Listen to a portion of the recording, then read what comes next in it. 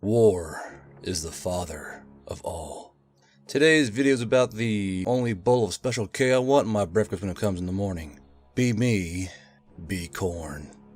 Khorne, also known as Karnath, or Korgar, Kjorn, fucking Swedish corn, Kjorn. Kar, the great brass bull, the bloody-handed, the axe-father, the blood wolf, the great Cornholio, Special K, the wolf father, frowny-faced McMurderax, Sergeant Slaughter, the Lord of Fighters, the Messiah of Mayhem, Call of Duty Demon DLC, the paraplegic sociopath, Mega Satan, definitely not fucking Kane, Armok, and 8,666 other names, is the chaos god of war, murder, savagery, hatred, though he is starting to question that one at times, thinking it belongs more to his arch enemy than it does him. Murder, destruction, rage, wrath, murder, battle, barbarism, and manliness. Oh, and did we mention murder? He's also the motherfucker that the Klingons worship.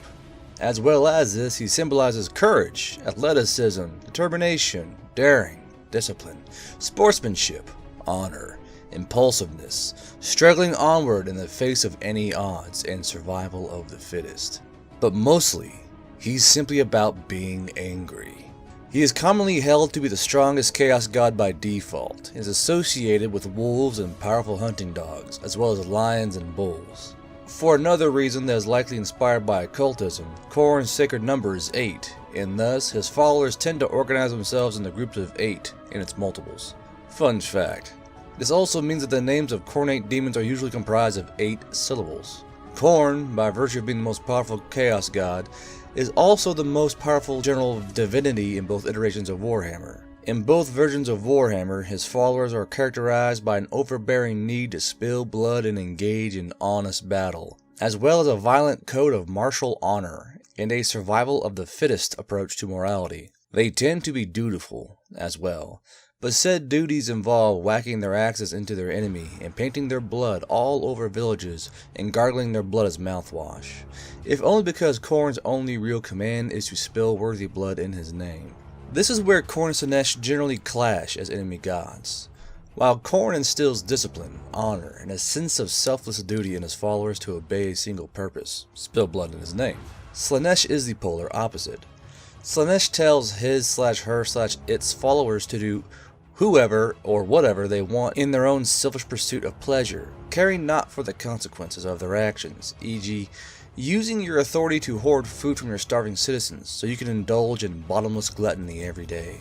This is also why Khorne is at odds with Tzeentch. Tzeentch sees things like honor and discipline as unnecessary hamstrings towards one's advancement and opts that everything is on the table when one wishes to further their position. Why duel your lord for his position when you could arrange for an accident to befall him instead?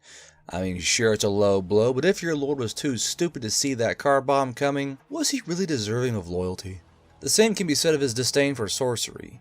Tzeentch thinks that mortals using the power of the gods themselves is fair game in their pursuit of progress, so long as you can control it. While Khorne thinks that using anything else but your own strength alone means you are weak and his survival of the fittest ideal has no place for you. Khorne also has the distinction of being the only chaos god, or any god for that matter, whose word you can take at face value. The other gods don't realize that disdain for scheming and backstabbing isn't the same as being stupid, nor do they realize that overcomplicating things is actually the worst thing a planner can do. The more unnecessary variables to a plan, the easier it is for something to break. That said, Tzeentchian plans have divination included into them, eliminating most tactical miscalculations, unless Tzeentch wants it to happen, just as planned. So, you actually want results. Be practical. Involve only as many steps as you need. Beat someone until they're reduced to a bloody smear on the ground. No step 2 required. Basically, Khorne isn't a stupid brute. He's actually pretty smart. The god of battle knows a thing or two about tactics and warfare. That said, Khorne's doctrine is inflexible. One straightforward approach to anything. Simply put, break everything in half. Like the Batman. Which means that it all rides on an all or nothing deal. If his battering ram approach doesn't work, there's little to be done to salvage the situation beyond everyone dying a glorious death. Usually this isn't the case for most battles. The Khornate's overwhelming need to quench their bloodlust gets in the way of reorganization. Of course, if things go according to plan, there are only a few things that can stop the demonically possessed No Breaks hate train. If Khorne had a voice actor, it would have to be Brian Blessed, but Brian chose Gotrek instead, the rejection sending Khorne's rage to new heights. Unsubstantiated rumors say Khorne's considering sending Skulltaker and Karnak after Brian Blessed, but Khorne realized all he'll get from that is 2 dead demons with burst eardrums. Appearance. Khorne is described as resembling a giant iron-hued warrior clad in red armor with a massive sword and a winged helm that conceals a snarling face like that of a wolf. This humanoid form could be seen as something darkly meaningful, were it not for the fact that more or less everyone in both settings is conveniently human-shaped. Of course, most artists at GW forget that he's supposed to look like a giant chaos warrior, and instead make him look like an overgrown bloodthirster on a chair. Khorne and his worship. Khorne is the easiest god ever to worship. Where other more pussified gods may demand you memorize overly long prayers and hymns, or to build huge houses of worship, or other such unmanly bullshit, Khorne is venerated with one thing and one thing only, the time-honored tradition of hack and slash. Khorne is worshipped on the battlefield. His hymns are the sound of steel on steel. His sacraments are the blows of hammer and axe. His only prayer, the bellowing of the war cry, blood for the blood god, skulls for the skull throne. And his libation is the blood spilled in his name. In essence, you worship Khorne by being a good warrior. And as a good warrior, you'll find your interests and his tend to generally align. He wants death, but isn't picky on who, and you want to live to fight another day. Thus, the mere act of preserving your life will earn the pleasure of the god of battle. In a setting where there is no peace, only war, Khorne is always going to be the most massively powerful. Furthermore, most of the armies embody one of his aspects. Powerful and fearless warriors are the chosen of Khorne, but he favors those who use brute force assaults carried out with a singular purpose and no remorse just as well. Khorne wins in fights his forces weren't even involved in. However, Khorne is one of those honorable war gods, so don't think that beating your enemies by anything other than sheer strength, skill, and aggression will make him happy. And for the love of Sigmar or the Emperor, don't try to cheat by picking fights with the weak or helpless, or by giving him baby skulls. Khorne expects a form of savage, Viking-esque dignity from his followers, and for them to be generally manly. This means you have to fight worthy opponents and those generally able to hold at least a sword up. Only after the worthwhile enemies are out of the way, then you can gorge yourself in the blood of women and children all you want, or make them fight amongst themselves and recruit the survivors, or enslave them.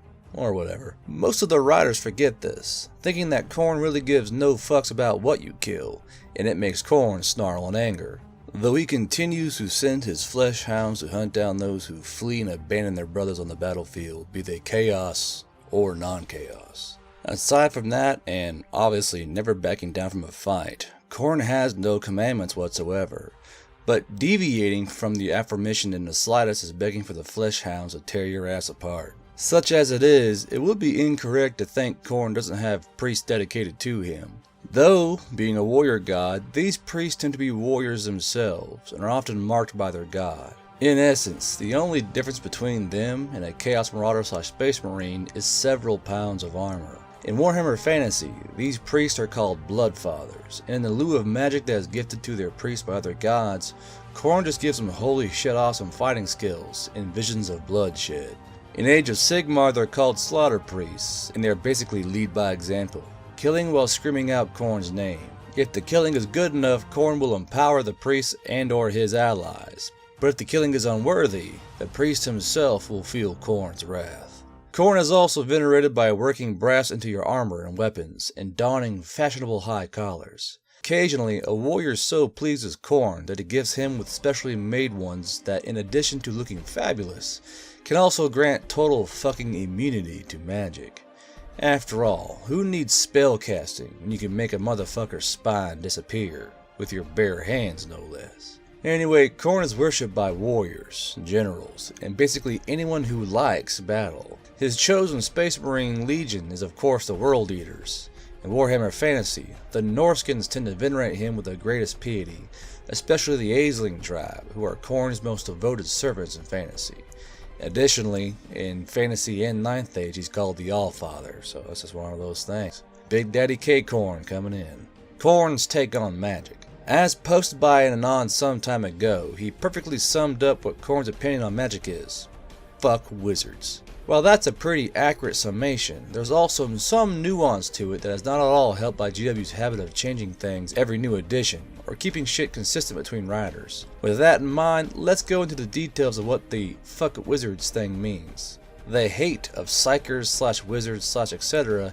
is pretty much the exact same and works by the same logic for both Khornates and the Adeptus Sororitas, Black Templars, etc. It's a Conan-esque kind of swords and sorcery thing.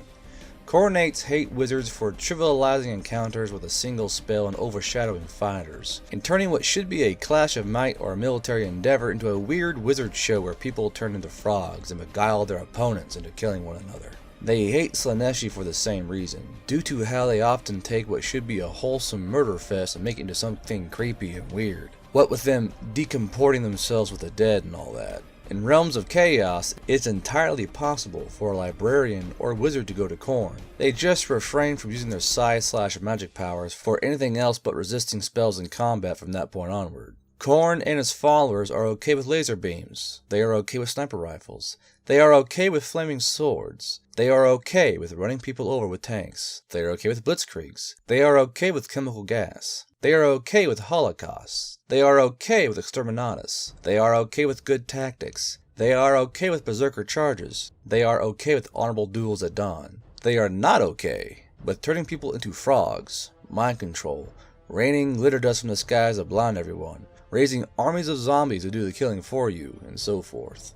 They are not okay with someone pointing their finger and their opponent dropping dead. And they are most definitely not okay with someone who got their power by bargaining with demons instead of earning it themselves. Although if you're already a powerful fighter, then it's okay to make bargains for more power. They are okay with demonic summoning rituals because Khorne's demons are all about the hack and slash ultra violence. They are okay with using psychic abilities or demonic aid to navigate the warp because that means they don't end up crashing into suns or getting whisked into some distant corner of the universe where there's nothing worthwhile to kill. They are okay with sending and receiving astropathic messages because they recognize the value of relatively fast interstellar communication. They are okay with chaining wizards up and forcing them to eternally forge magic items in pain of death because that lets the fighters kill more things easily. One may consider it hypocritical that Khornates are okay with blatantly unfair technological murder, but not okay with blatantly unfair mind/magical murder. But the point, or at least one interpretation, is that wizards/psychers fucking cheat. They do. They steal the power of the warp for their own ends. As long as they stay in line and do nothing but permit the warrior to enact his craft, fine. Let them live, albeit in terror, enslaved by chains of brass until the day they are no longer useful, at which point their skulls can join Khorne's throne. But stealing the god's own fire, and using it to do what mortals should do through their own skill and strength is unacceptable.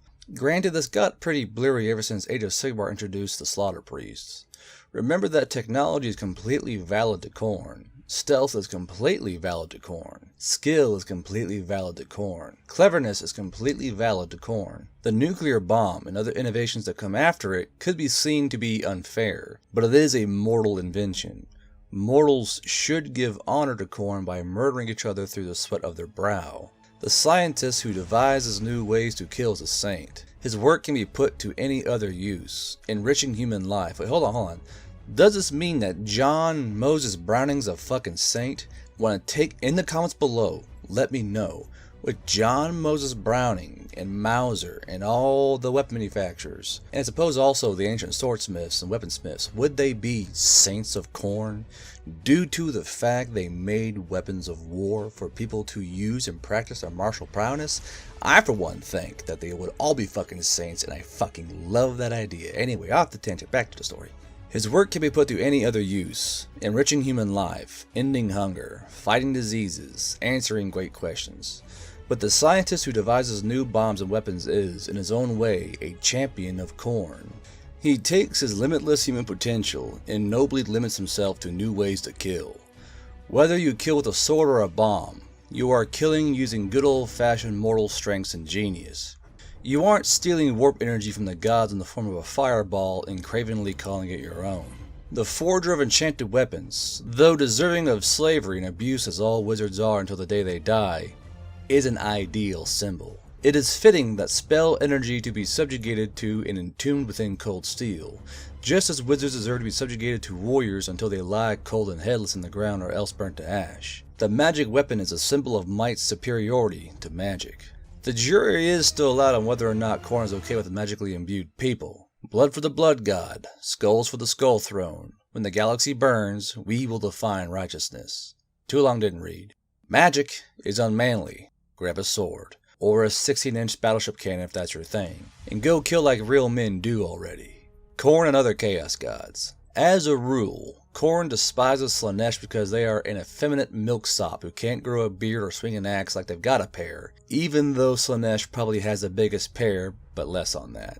And also because he personifies acting outwardly, i.e. seeking the deaths of others, while Slaanesh acts inwardly, seeking their own pleasure. Khorne also finds Slaanesh's obsession with the luxury and torture wasteful and dishonorable. Slaanesh is about living it up, while Khorne is about tearing it the fuck down.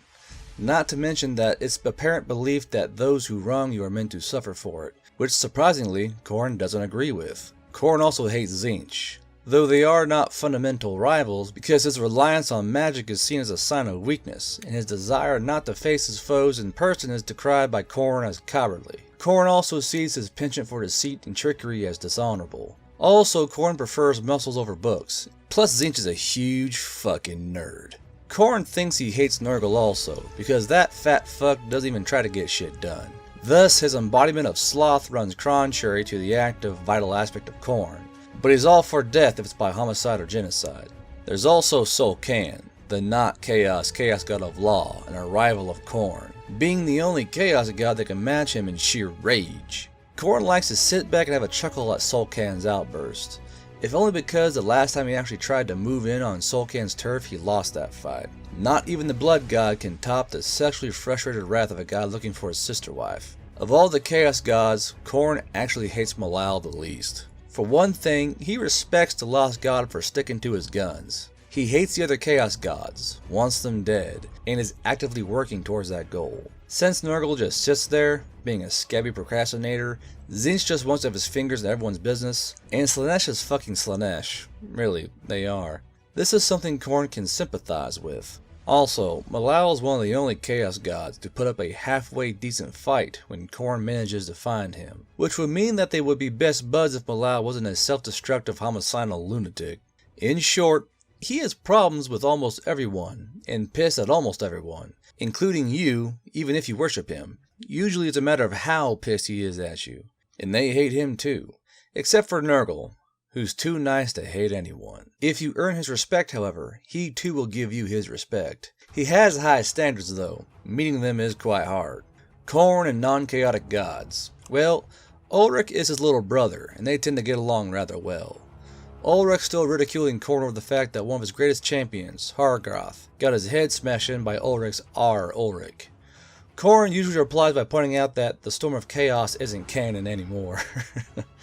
Not that that stops Ulrich. Khorne and Ulrich often get into arguments over which of them is more Viking, with Khorne usually winning by pointing out that his top worshippers actually are Vikings and that he has a Valkyrie. They also settle this with arm wrestling and drinking contests. That's a lot of belligerence, but you can sense the brotherly love underneath. Indeed, it is kind of a Roa-kin relationship. Despite both being war gods, Khorne is in a poor relationship with Myrmidon. Khorne, despite being a master of tactics and sieges in the finer points of war, vastly prefers a mainly head-on charge, and Myrmidon's sissy planning approach to warfare therefore offends Khorne. Most meetings between the Blood God and the Maiden of Strategy end with the Blood God fuming impotently because his strict code of martial honor does not permit him to hit girls or pull their hair, and retreating to his treehouse. His treehouse. Khorne is the only Chaos God who tolerates Sigmar because he thinks he's pretty badass and respects the idea of a mortal man becoming a god. That and Sigmar's comic book series, Sigmar the Emperorian, has great splash pages of fights and no swords. And while Khorne respects him, it doesn't mean he won't try to put an axe in his head for being a sworn enemy of chaos. When asked about the Emperor, Khorne usually responds with a streaming torrent of bloody curses and oaths, which cause a bloody froth to start leaking from his helmet. In short, he is remarkably indifferent to the old man. Ironically, they share many of the same beliefs. They both dislike psykers. They both have kick-ass thrones. and they both have units dedicated to close combat. Hell, even the Emperor's head's a skull. What's not to like? Or maybe the fact he's a complete fucking hypocrite. Khorne has absolutely no patience for the Horned Rat, who is the favorite of Nurgle and Tzeentch respectively. It's a weak vermin whose very existence pisses him off. As a result, Khorne is much more fond of Sotek, who encourages killing the fuck out of Skaven whenever they appear, and is also a fan of the blood sacrifice. The fact that Sotek wants hearts and cares nothing for skulls is reassuring, since they don't intrude on each other's fetish. This fondness is entirely one-sided. Like the other Chaos gods, Khorne has no fucking clue what the Great Maw is. However, it doesn't seem to complain when ogres worship Khorne, so he's got nothing against him, her, it, ᴡᴜ, whatever. The big god thing that wants to eat. The pantheon of the Tomb Kings mostly stick to themselves, so Khorne only knows they exist. Khorne is impressed with the Bretonnian race by the fact they are the epitome of honor and glorious valor. On the other hand, their entire race has been tricked by a single fucking elf goddess into doing their every command, which fills Khorne with incomprehensible fury. As it stands, the first being that's going to get the axe when Khorne manages to get an avatar to manifest in the material plane is Lilith. Mork and Gork / Gork and Mork are Khorne's old drinking buddies. They piss him off more than any other beings in existence, but after a good 3-way beatdown and a few billion cases of squig beer, he realizes they're alright company. Khorne has a feeling that he'd get along with the gods of the doors, but even their introductions, being long-ass winded descriptions of their primary worshippers and their lineages, irritate him so much he can't even get into a conversation with them. One of them is still giving his own introduction. It's been about 20,000 years or so now, and he hasn't even reached the changes that have happened since he started. Unable to make him aware of what's going on around him, Khorne simply moved him to the guest room and bricked it off with a wall of skulls. As for the bugs, Khorne hates them especially due to them not having real blood, just vile alien ichor. His betrayal in Warhammer Fantasy. He's a halfway mythologically accurate version of Odin, whose very name means fury. In one translation means frenzy.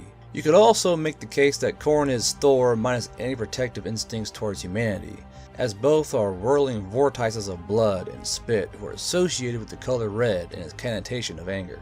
No, that's it.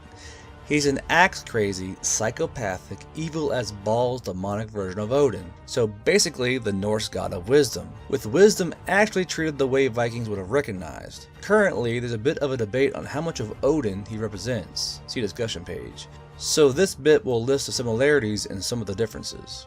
Well, for one, Chaos worshippers in Warhammer Fantasy actually are Vikings, read about them here. Secondly, Khorne is closely associated with wolves in that setting. One of Odin's names literally translates to battle wolf, and even has a wolf-like pet in Karnak, thus fulfilling a role similar to Freki and Geri, or more closely, Gamr. Having 3 heads, Karnak also parallels Cerberus from Greek mythology. Also, it's revealed in Night of the Realm that Khorne owns 2 hunting wolves / giant flesh hounds called Gamr and Gormr, with whom he partakes in a wild hunt across the heavens. Another point of similarity is that both Odin and Khorne are war gods, explicitly connected with berserker rage. They have their own warrior cults associated with them who fight with said rage, and Odin's Ulfhednir are practically the same as Khorne's Chosen, in both form and function. Additionally, thanks to Valkyria, Khorne also has a Valkyrie to further the similarity between him and Odin. This was inevitable, of course, given that Warriors of Chaos are indeed an evil version of the Vikings, as it has already been stated. It should also be noted that Valkyria's similarity to the Valkyries is not a superficial one. She is actually referred to as the Sword Maiden of the Blood God in the Warriors of Chaos Codex, and is Khorne's Chooser of the Slain, who carries those worthy champions and warriors of his to fight on in the Blood God's halls after death.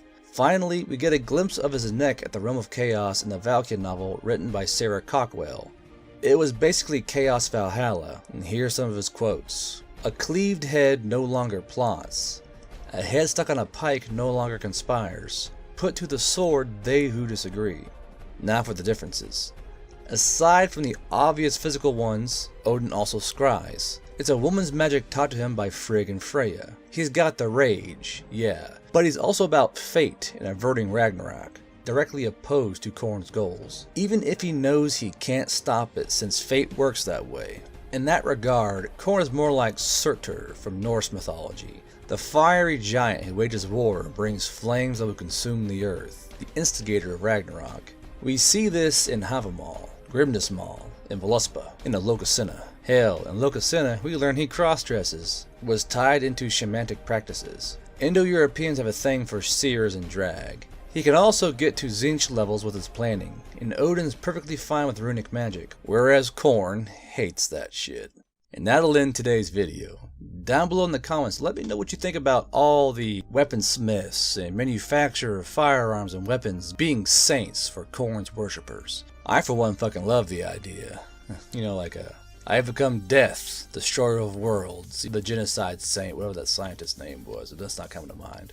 Additionally, down below in the comments, let me know about what you think of Khorne as a chaos god. He's one of the more straightforward chaos gods, and before GW fucked him up, he was all about like honorable combat and martial prowess, and he had a strong tie to the blood dragons of the vampires back in the day. I think he might be one of my favorite, well, the old version of Khorne was one of my favorite gods, because he was so straightforward about things, and when he gave you his word and nothing different. And finally, if you like this video and others like them, be sure to like and subscribe to Neckbeardia and click the bell icon so you know when the videos are released through the week. This has been YardBro, and I will see you next time.